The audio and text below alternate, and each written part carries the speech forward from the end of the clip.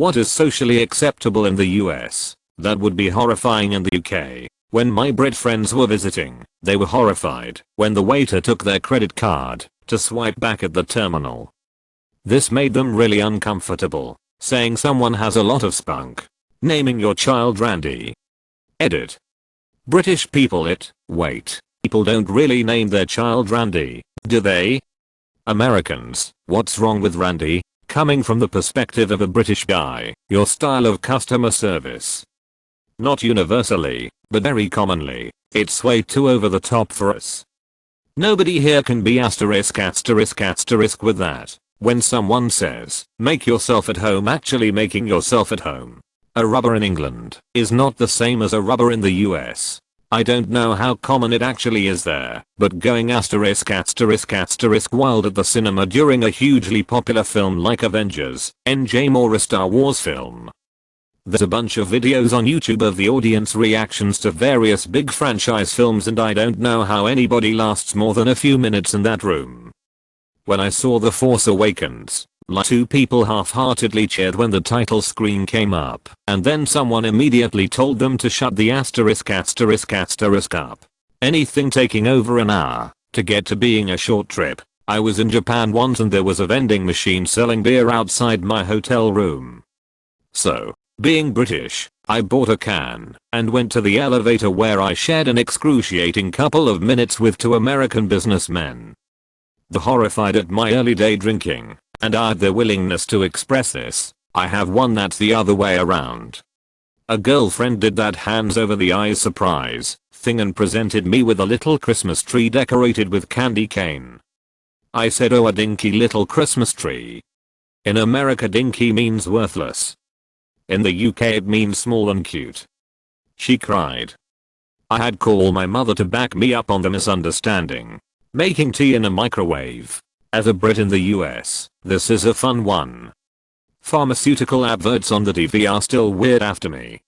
The length and frequency of commercial breaks in general on TV is shocking.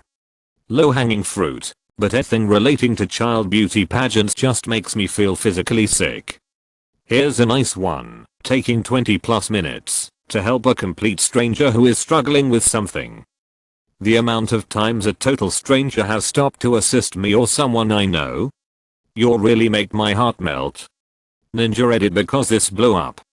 21 to drink alcohol, insane, and Americans' relationship with booze in general. You're seen to never ever drink ever, only ever have 1 glass of wine/1 beer, routinely get absolutely asterisk, and there is no middle ground. I've never met so many people who straight up never drink booze as I have here, chatting casually at the lift. Politicians mentioning religion when campaigning. Bumbag, not fanny pack. Going 5 miles per hour over the speed limit on the right lane. Commercials advertising prescription drugs. Ask your doctor if OxyContin is right for you. Being permitted to turn right at a red light, or even left, if turning from one one-way street to another one-way street in some states, unless there is a sign specifying no turn on red.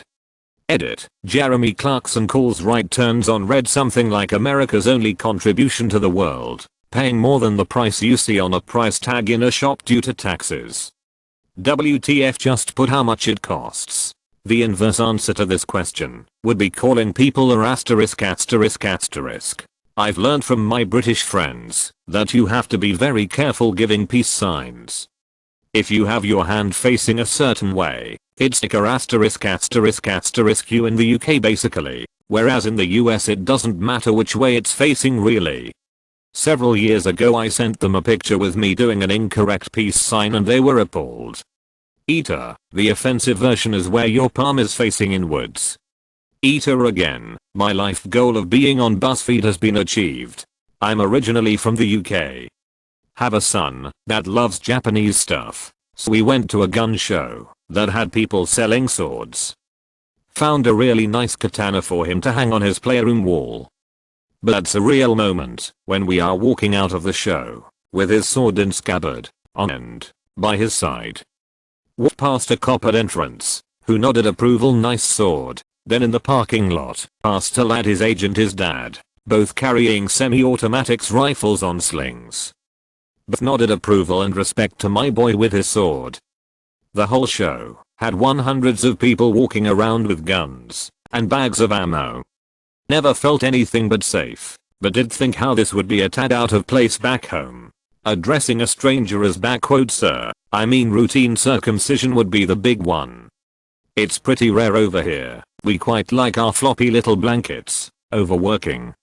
It's rewarded and encouraged in the US, but during my time in the UK my colleagues were horrified by the long hours and lack of holidays that was the norm in the US. My British partner and I, American, were in London, running late to meet our friends. Just as we get to the tube station, I see our train has just pulled in. We haul ass across platform and I yell, "Hold the door." Someone does. We make the train. I don't see a problem. My partner, by contrast, is *mortified. This was 4 to 5 years ago, and he is still mortified. Apparently we were meant to just let the train leave without us and wait for the next one. Gaps in bathroom stalls. Maybe not social acceptance, but in the US you can turn right on a red light. No turning left on a red light for us Brits. Most upvoted comment of mine ever. Well done people. High fructose corn syrup. Offering full-time employees anything less than 28 days of paid holidays per year. It's not only socially unacceptable, it's illegal. Question mark? Edit. To clarify, those 28 days include public holidays, Christmas, Easter etc. So a UK worker's contract might award 20 days paid holiday plus 8 public holidays. It's pretty common to get more though, for instance 25 days holiday plus 8 days public holidays, 33 days in total. Thank you for the silvers. When somebody says you should come to their house sometime, actually going by their house sometime. How much sugar is added to US food v UK food? Looking around someone's house and complimenting things. As I found out is done in another thread the other day, eating sandwiches without butter on the bread. Being from the UK this horrifies me. All of these are super low hanging fruit. I'd say, being very sociable with strangers. Most conversation I've seen down here in Cornwall is started when there's a car crash and people are gossiping about it, or you live in a small town/village and you know the people around you.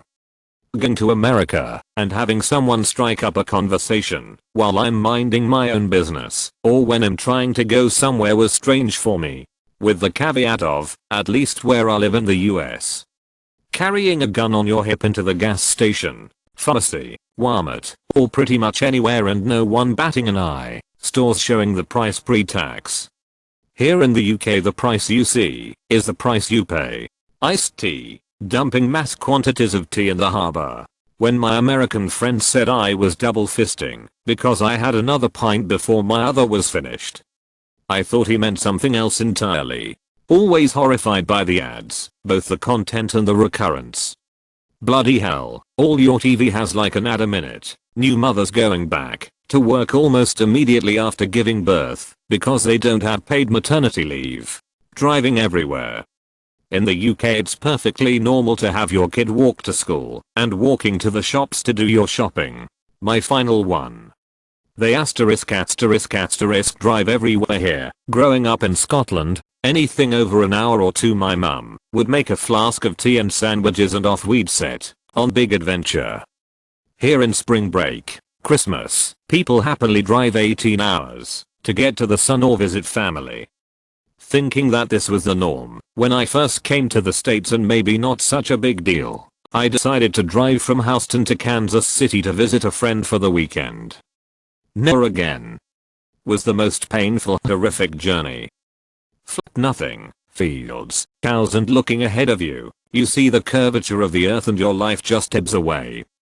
On top of that, everyone blocking all 3 lanes at 55 or 60 miles per hour, and don't move over, and giant trucks everywhere trying to murder you. Nope. I fly everywhere now. An $800, 4-block ambulance ride. Calling Where's Wally Where's Waldo. Huge portion sizes. Kids meal at New Point S is like a adult meal in UK. Not from UK, but Australia. I feel like we are pretty interchangeable at times, culturally speaking, but tipping is weird. It's strange to pay on top of a service you've already paid for. Some places have a tip jar that you might sometimes put your loose change in, but that's the real extent of it. I find it bizarre when a company makes its employees rely on the generosity of others when they themselves aren't generous enough to pay a livable wage. Greeters in supermarkets. Just feels fake as asterisk asterisk asterisk. Not wanting to call for an ambulance of hurt. Teaching a child to shoot a gun, I suppose. Saying hello when you pass people. Healthcare that bankrupts you. I spy another BuzzFeed post.